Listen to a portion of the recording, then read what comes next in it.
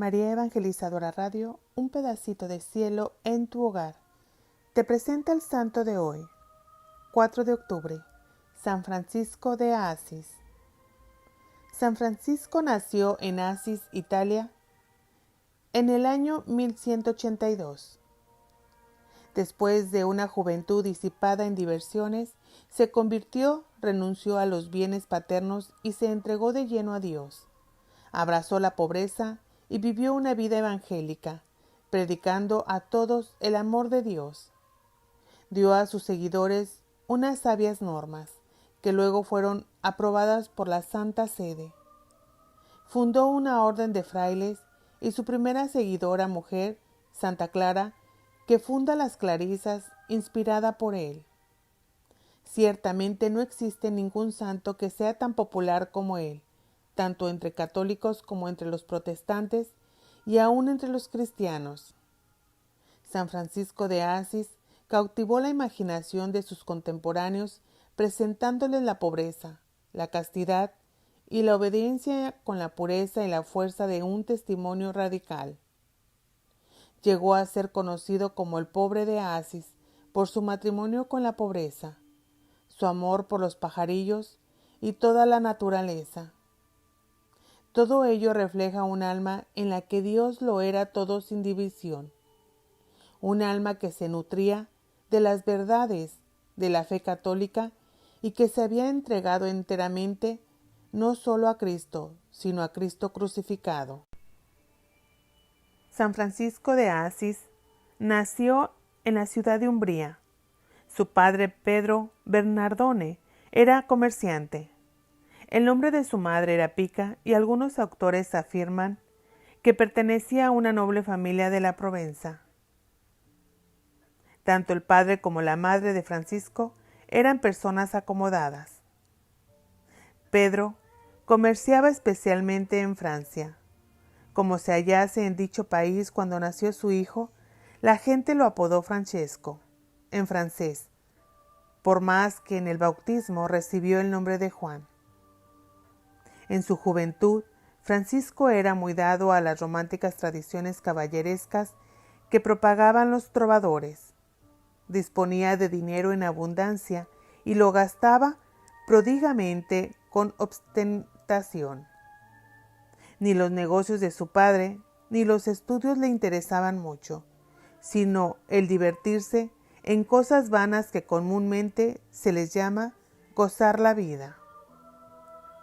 Sin embargo, no era de costumbre licenciosas y era muy generoso con los pobres que le pedían por amor de Dios. Cuando Francisco tenía unos 20 años, estalló la discordia entre las ciudades de Perugia y Asís.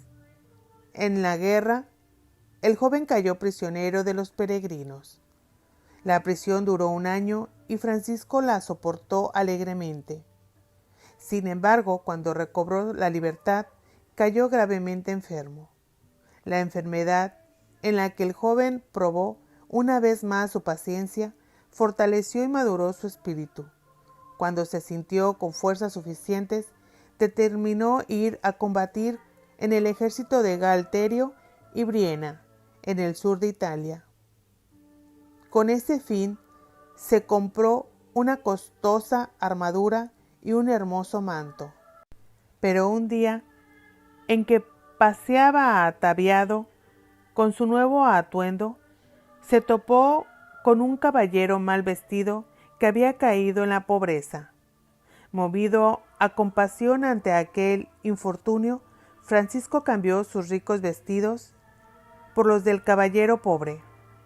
Esa noche vio en un sueño un espléndido palacio con salas colmadas de armas, sobre las cuales se hallaba grabado el signo de la cruz, y le pareció oír una voz que le decía que esas armas le pertenecían a él y a sus soldados.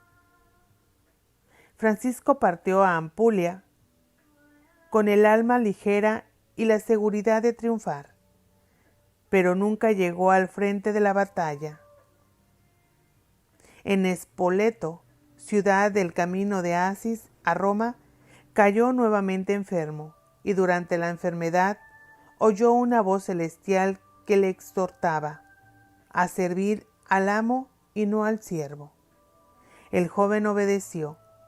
Al principio volvió a su antigua vida, aunque tomándola menos a la ligera. La gente, al verle ensimismado, le decía que estaba enamorado. Sí, replicaba Francisco, voy a casarme con una joven más bella y más noble que todas las que conocéis. Poco a poco, con mucha oración, fue concibiendo el deseo de vender todos sus bienes y comprar la perla preciosa de la que habla el Evangelio. Aunque ignoraba lo que tenía que hacer por ello, una serie de claras inspiraciones sobrenaturales le hizo comprender que la batalla espiritual empieza con la mortificación y la victoria sobre los instintos. Paseándose en cierta ocasión a caballo por la llanura de Asis, encontró a un leproso. Las llagas del mendigo aterrorizaron a Francisco, pero, en vez de huir, se acercó al leproso, que le tendía la mano para recibir una limosna. Francisco comprendió que había llegado el momento de dar el paso al amor radical de Dios. A pesar de su repulsa natural a los leprosos, venció su voluntad. Se le acercó y le dio un beso. Aquello cambió su vida. Fue un gesto movido por el Espíritu Santo, pidiéndole a Francisco una calidad de entrega, un sí que distingue a los santos de los mediocres. San Buenaventura nos dice que después de este evento, Francisco frecuentaba lugares apartados donde se lamentaba y lloraba por sus pecados. Desahogando su alma, fue escuchado por el Señor. Un día, mientras oraba, se le apareció Jesús crucificado. La memoria de la pasión del Señor se grabó en su corazón de tal forma que cada vez que pensaba en ello no podía contener sus lágrimas y sollozos. A partir de entonces comenzó a visitar y servir a los enfermos en los hospitales. Algunas veces regalaba a los pobres sus vestidos, otras el dinero que llevaba. Les servía devotamente porque el profeta Isaías nos dice que Cristo crucificado fue despreciado y tratado como un leproso. De este modo, desarrollaba su espíritu de pobreza, su profundo sentido de humildad y su gran compasión. En cierta ocasión, mientras oraba en la iglesia de San Damián, a las afueras de Asis, le pareció que el crucifijo le repetía 3 veces: Francisco, repara mi casa, pues ya ves que está en ruinas. El santo, viendo que la iglesia se hallaba en muy mal estado, creyó que el Señor quería que la reparase. Así pues, partió inmediatamente, tomó una buena cantidad de vestidos de la tienda de su padre y los vendió, junto con su caballo. Enseguida llevó el dinero al pobre sacerdote que se encargaba de la iglesia de San Damián y le pidió permiso de quedarse a vivir con él. El buen sacerdote consintió en que Francisco se quedase con él, pero se negó a aceptar el dinero. Pedro, al enterarse de lo que había hecho su hijo, se dirigió indignado a San Damián, pero Francisco había tenido un buen cuidado de ocultarse. Al cabo de algunos días pasados en oración y ayuno, Francisco volvió a entrar en la población, pero estaba tan desfigurado y mal vestido que la gente se burlaba de él como si fuese un loco. Pedro Bernardone, muy desconcertado por la conducta de su hijo, le condujo a su casa, lo golpeó furiosamente. Francisco tenía entonces 25 años.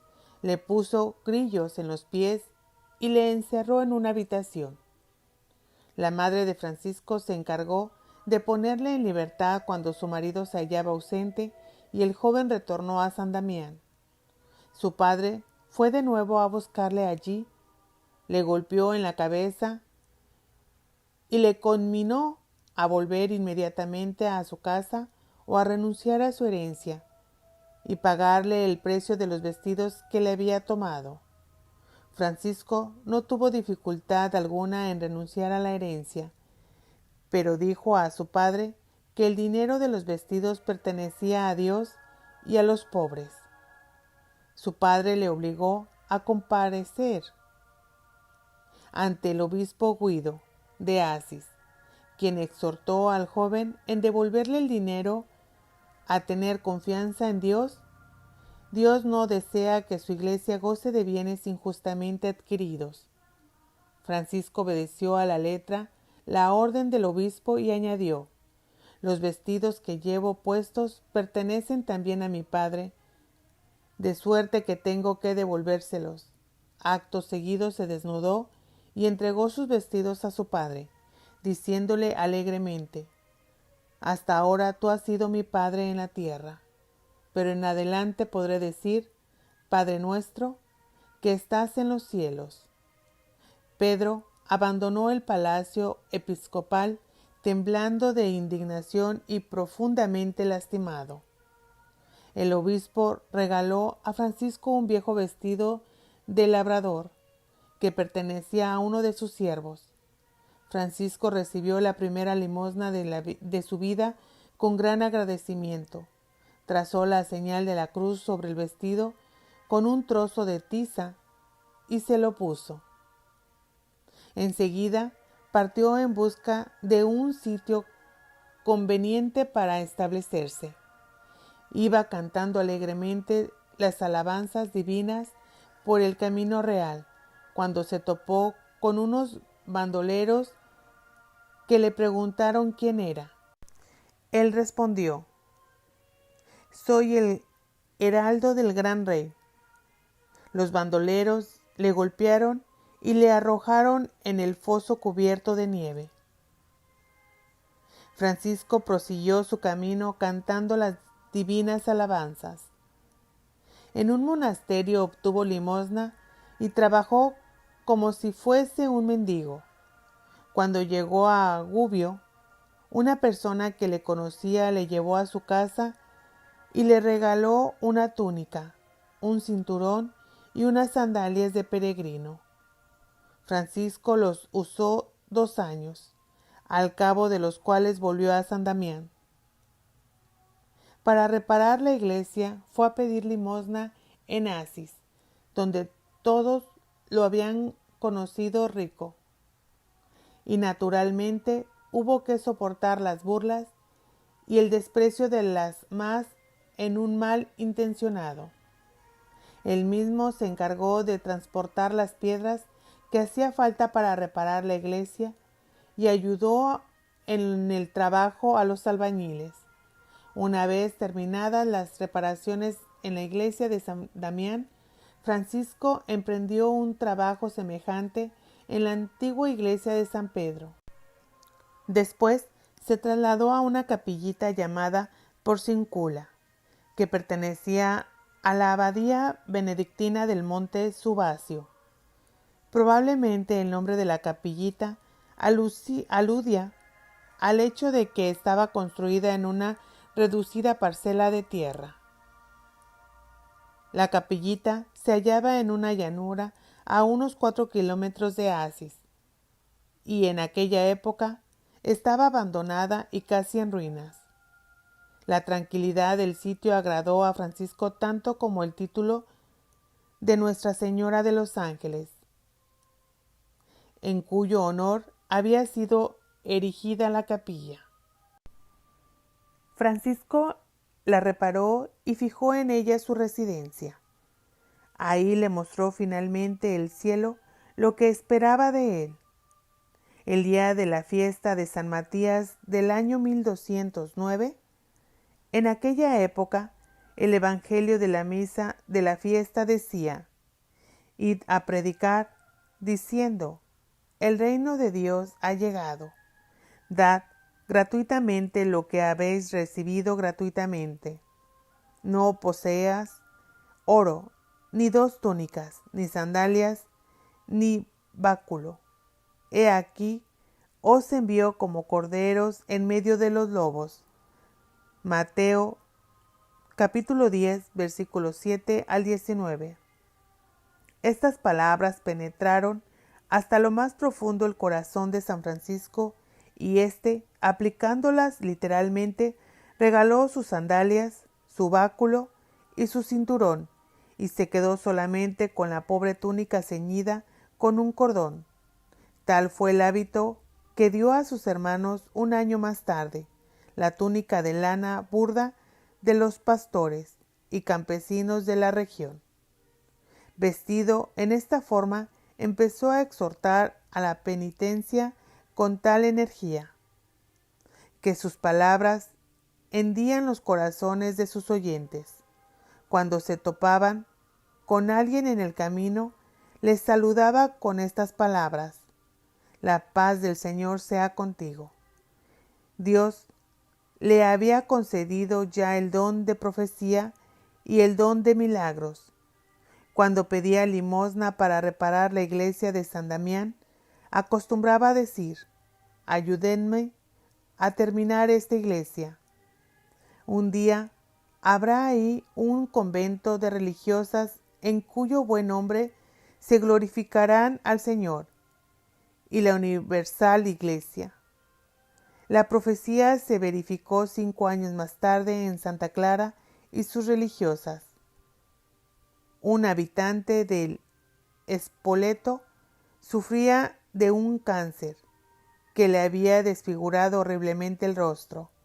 En cierta ocasión, al cruzarse con San Francisco, el hombre intentó arrojarse a sus pies, pero el santo se lo impidió y le besó en el rostro.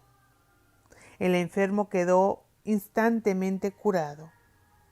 San Buenaventura comenta a este propósito: no sé si hay que admirar más el beso o el milagro. San Francisco tuvo pronto numerosos seguidores y algunos querían hacerse discípulos suyos. El primer discípulo fue Bernardo de Quintavalle, un rico comerciante de Asís. Al principio, Bernardo veía con curiosidad la evolución de Francisco y con frecuencia le invitaba a su casa, donde le tenía siempre preparado un lecho próximo al suyo. Bernardo se fingía dormido para observar cómo el siervo de Dios se levantaba calladamente y pasaba largo tiempo en oración, repitiendo estas palabras: Deus meus et omnia. Mi Dios, mi todo. Al fin comprendió que Francisco era verdaderamente un hombre de Dios, y enseguida le suplicó que le admitiese como discípulo. Desde entonces juntos asistían a misa y estudiaban la Sagrada Escritura para conocer la voluntad de Dios.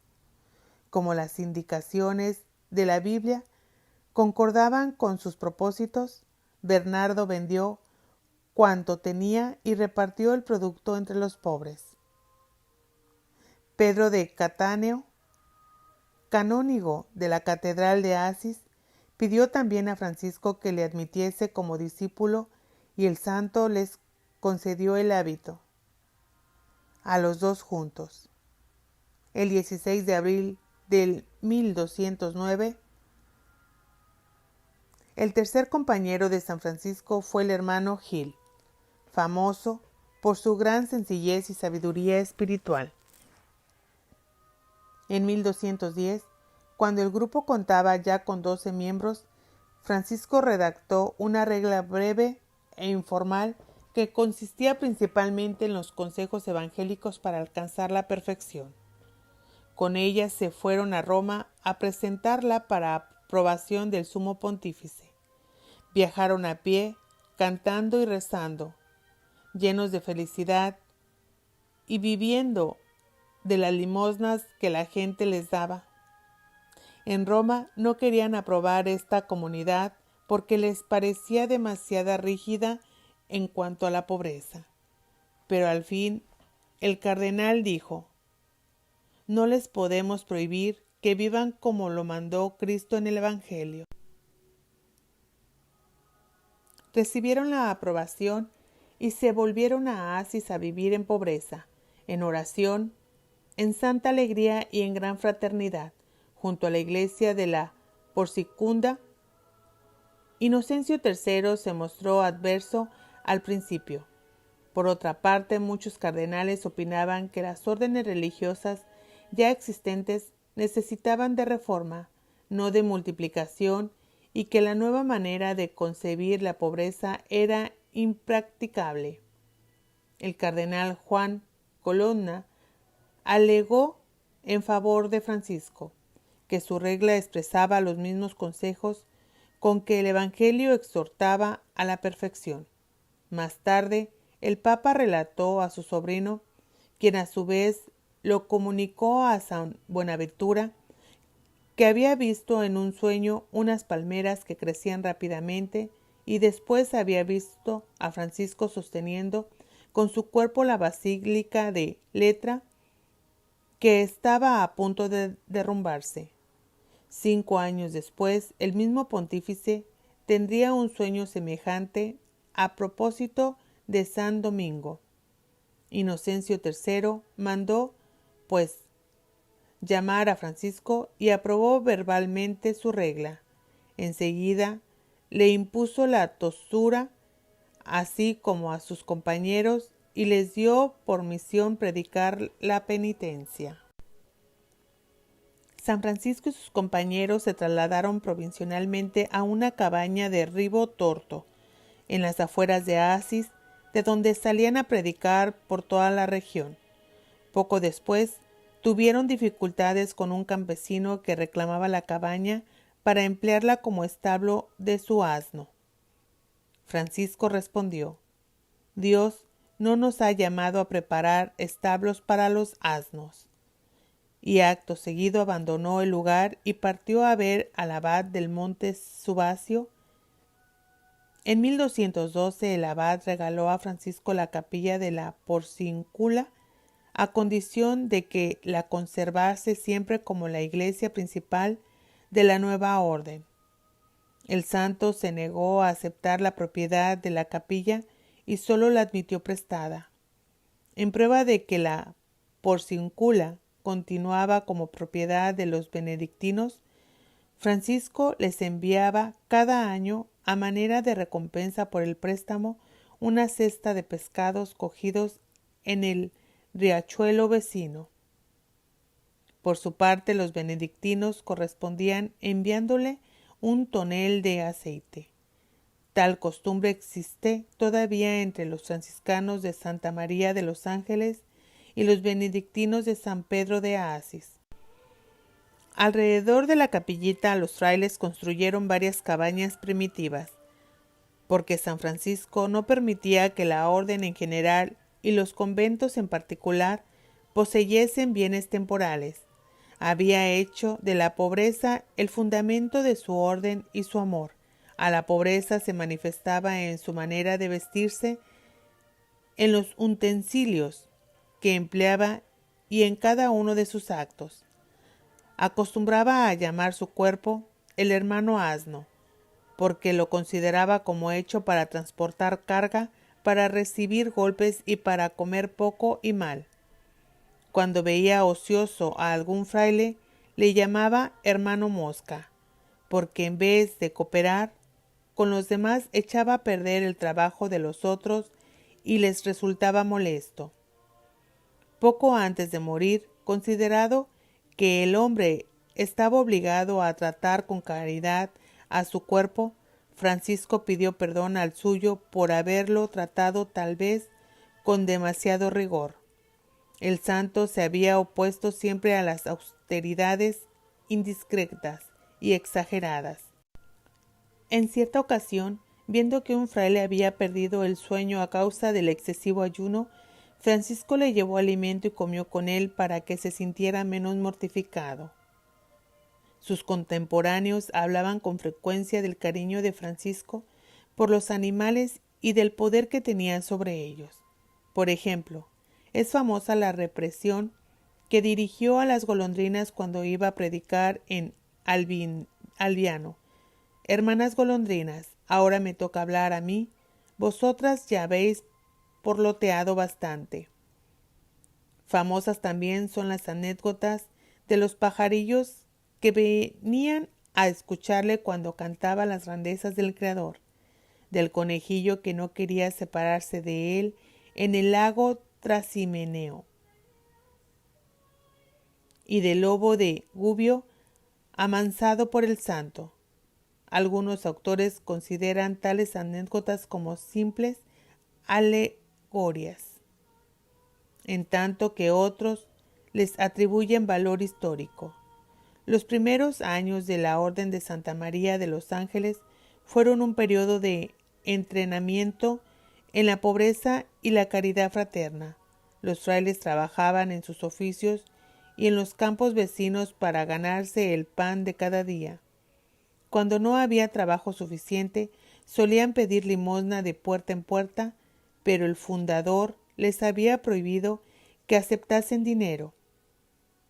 Estaban siempre prontos a servir en todo el mundo, particularmente a los leprosos y menesterosos. San Francisco insistía en que llamasen a los leprosos mis hermanos cristianos, y los enfermos no dejaban de apreciar esta profunda delicadeza. Les decía a los frailes: todos los hermanos procuren ejercitarse en buenas obras, porque está escrito: haz siempre algo bueno para que el diablo te encuentre ocupado. Y también la ociosidad es enemiga del alma. Por eso los siervos de Dios deben dedicarse continuamente a la oración y a alguna buena actividad. El número de los compañeros del santo continuaban en aumento. Entre ellos se contaba el famoso juglar de Dios, Fray Junipero. A causa de la sencillez del hermanito, Francisco solían repetir: quisiera tener todo un bosque de tales juniperos. En cierta ocasión en que el pueblo de Roma se había reunido para recibir a Fray Junipero, sus compañeros se hallaron jugando apaciblemente con los niños fuera de las murallas de la ciudad de Santa Clara. Acostumbraba a llamarse el juguete de Dios. Alrededor de la fiesta de la Asunción en 1224, el santo se retiró al monte Albernia y se construyó ahí una pequeña celda. Llevó consigo al hermano León, pero prohibió que fuese alguien a visitarle hasta después de la fiesta de San Miguel. Allí fue donde tuvo lugar alrededor del día de la Santa Cruz en 1224. El milagro de los estigmas del que hablamos el 17 de septiembre, Francisco trató de ocultar a los ojos de los hombres las señales de la pasión del Señor que tenía impresas en el cuerpo. Por ello, a partir de entonces, llevaba siempre las manos dentro de las mangas del hábito y usaba medias y zapatos. Sin embargo, deseando el consejo de sus hermanos, comunicó lo sucedido al hermano iluminado y a algunos otros, pero añadió que le había sido reveladas ciertas cosas que jamás descubriría a hombre alguna sobre la tierra. En cierta ocasión en que se hallaba enfermo, alguien propuso que se le leyese un libro para distraerse. El santo respondió: nada me consuela tanto como la contemplación de la vida y la pasión del Señor. Aunque hubiese de vivir hasta el fin del mundo, con ese solo libro me bastaría. Francisco se había enamorado de la santa pobreza mientras contemplaba a Cristo crucificado y meditaba en la nueva crucifixión que sufría en la persona de los pobres. El santo no despreciaba la ciencia, pero no la deseaba para los discípulos. Los estudios solo tenían razón de ser como medios para un fin y solo podía aprovechar a los frailes menores si no les impedían consagrar a la oración un tiempo todavía más largo y si les enseñaban más bien a predicar a sí mismo que a hablar a otros. Francisco aborrecía los estudios que alimentaban más la vanidad que la piedad, porque estimaban la caridad y secaban el corazón. Sobre todo, temían que la señora ciencia se convirtiese en rival de la dama pobreza, viendo con cuánta ansiedad acudían a las escuelas y buscaban los libros sus hermanos franciscanos, exclamó en cierta ocasión: impulsados por el mal espíritu, mis pobres hermanos acabarán por abandonar el camino de la sencillez y la de la pobreza. En sus escritos, esto es lo que el santo nos dejó dicho sobre la vigilancia del corazón. Cuidémonos mucho de la malicia y astucia de Satanás, el cual quiere que el hombre no tenga su mente y su corazón dirigidos a Dios, y anda dando vueltas, buscando adueñarse del corazón del hombre y bajo la apariencia de alguna recompensa o ayuda, ahogar en su memoria la palabra y los preceptos del Señor, e intenta cegar el corazón del hombre mediante las actividades y preocupaciones mundanas y fijar allí su morada. Antes de salir del monte Albernia, el santo compuso el himno de la alabanza al Altísimo. Poco después de la fiesta de San Miguel, bajó finalmente al valle, marcando por sus estigmas de la pasión, y curó a los enfermos que salieron al paso. Las calientísimas arenas del desierto de Egipto afectaron la vista de San Francisco hasta el punto de estar casi completamente ciego. Los 2 últimos años de la vida de San Francisco fueron de grandes sufrimientos que parecía que la copa se había llenado. Fuertes dolores debido al deterioro de muchos de sus órganos, estómago, hígado y el vaso, consecuencias de la malaria contraída en Egipto. En los más terribles dolores, Francisco ofrecía a Dios todo como penitencia, pues se consideraba gran pecador y para la salvación de las almas.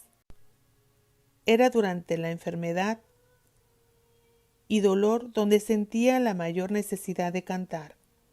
Su salud iba empeorando, los estigmas le hacían sufrir y le debilitaban, y casi había perdido la vista.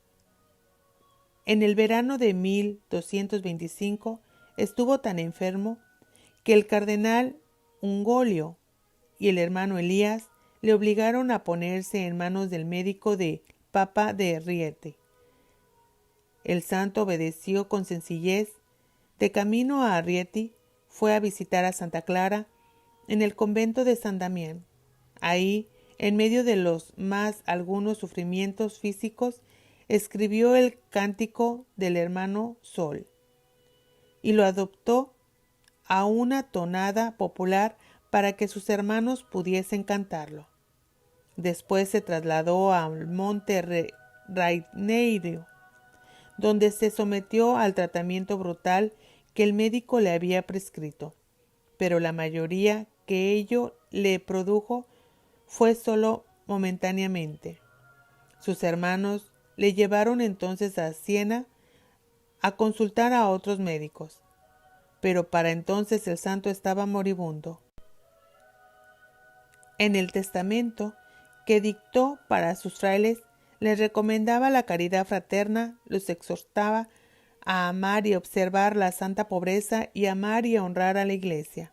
Poco antes de su muerte, dictó un nuevo testamento para recomendar a sus hermanos que observasen fielmente la regla y trabajasen manualmente, no por el deseo de lucro, sino para evitar la ociosidad y dar buen ejemplo. Si no nos pagan nuestro trabajo, acudamos a la mesa del Señor, pidiendo limosna de puerta en puerta. Cuando Francisco volvió a Asís, el obispo le hospedó en su propia casa. Francisco rogó a los médicos que le dijesen la verdad, y éstos confesaron que solo le quedaban unas cuantas semanas de vida. «Bienvenida, hermana muerte», exclamó el santo, y acto seguido pidió que le transportasen a la Porciúncula. Por el camino, cuando la comitiva se hallaba en la cumbre de la colina, desde la que se dominaba la panorama de Asís, pidió a los que portaban la camilla que se detuviesen un momento, y entonces volvió sus ojos ciegos en dirección a la ciudad que imploró las bendiciones de Dios para ella y sus habitantes. Después mandó a los camilleros que se apresurasen a llevarse a Porciúncula. Cuando sintió que la muerte se aproximaba, Francisco envió a un mensajero a Roma para llamar a la noble dama Giacoma di Setosi, que había sido su protectora, para rogarle que trajese consigo algunos cirios y un sayal para amortajarle, así como una proporción de un pastel que le gustaba mucho. Felizmente la dama llegó a la Porciúncula antes de que el mensajero partiese. Francisco exclamó: «Bendito seas Dios, que nos has enviado a nuestra hermana Giacoma. La regla que prohíbe la entrada a las mujeres no afecta a nuestra hermana Giacoma. Decidle que entre». El santo envió un último mensaje a Santa Clara y a sus religiosas, y pidió a sus hermanos que entonasen los versos del Cántico del Sol, en los que alababa a la muerte. Enseguida rogó que le trajesen un pan y lo partió entre los presentes en señal de paz y de amor fraternal, diciendo: «Yo he hecho cuanto estaba en mi parte, que Cristo os enseñe a hacer lo que está de la vuestra». Sus hermanos le entendieron por tierra y le cubrieron con un viejo hábito. Francisco exhortó a sus hermanos al amor de Dios, de la pobreza y del Evangelio, por encima de todas las reglas, y bendijo a todos sus discípulos, tanto a los presentes como a los ausentes. Murió el 3 de octubre de 1226, después de escuchar la lectura de la Pasión del Señor según San Juan. Francisco había pedido que le sepultasen en el cementerio de los criminales del Colle di Infermo. En vez de hacerlo así, sus hermanos llevaron al día siguiente el cadáver en solemne procesión a la iglesia de San Jorge en Asís. Ahí estuvo depositado hasta 2 años después de la canonización. En 1230 fue secretamente trasladado a la gran basílica construida por el hermano Elías. El cadáver desapareció de la vista de los hombres durante 6 siglos, hasta en el año 1818, tras 52 días de búsqueda, fue descubierto bajo el altar mayor a varios metros de profundidad. El santo no tenía más que 44 o 45 años al morir. No podemos relatar aquí, ni siquiera en resumen, la azarosa y brillante historia de la orden que fundó. Digamos siempre que sus 3 ramas, la de los frailes menores, la de los frailes menores capuchinos y la de los frailes menores conventuales, forman el instituto religioso más numeroso que existe actualmente en la Iglesia. Y según la opinión del historiador David, al fundar ese instituto, San Francisco contribuyó más que nadie a salvar a la Iglesia de la decadencia y el desorden en el que había caído durante la Edad Media.